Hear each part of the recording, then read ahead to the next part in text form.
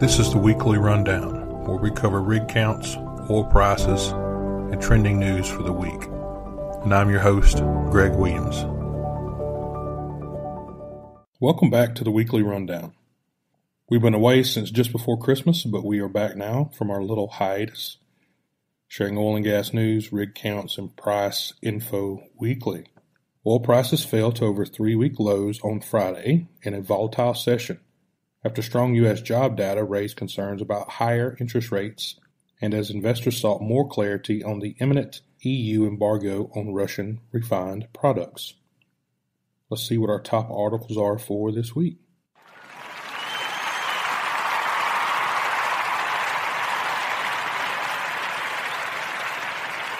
Transocean awarded work for KG2 offshore Brazil.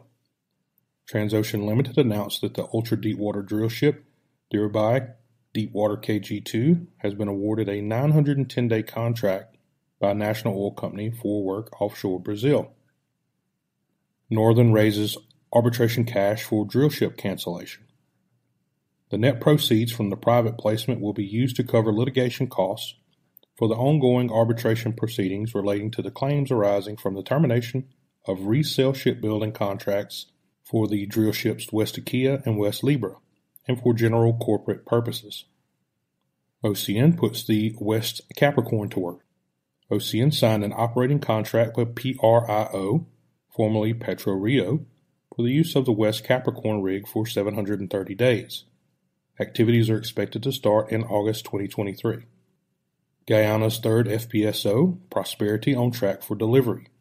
Keppel Offshore Marine, wholly owned subsidiary Keppel Shipyard, is on track to deliver a mega floating production, storage, and offloading vessel to SBM Offshore in the first quarter of 2023.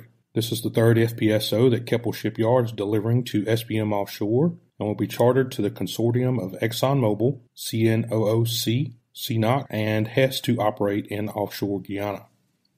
QatarEnergy joins TotalEnergies and Eni offshore Lebanon.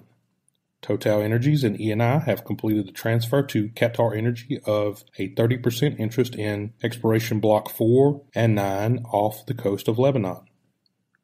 Now it is time for our oil prices.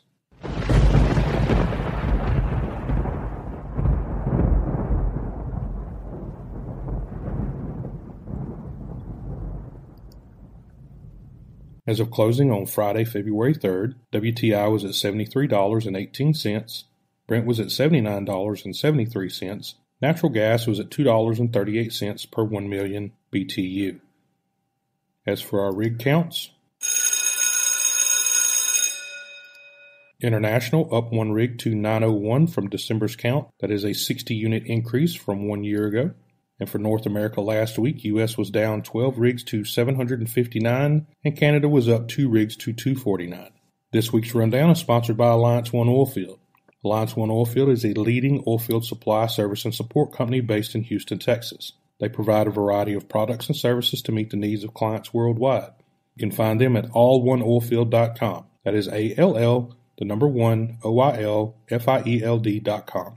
Just a reminder, all of this information and more can be found at www.riglinks.com, where our goal is to simply connect people. And that's it for this week's rundown. If you're interested in sponsoring the show, then drop us an email at info@riglinks.com. That's info@riglinks.com. Have a great week, everyone. This has been the weekly rundown hosted by Greg Williams and published by riglinks.com.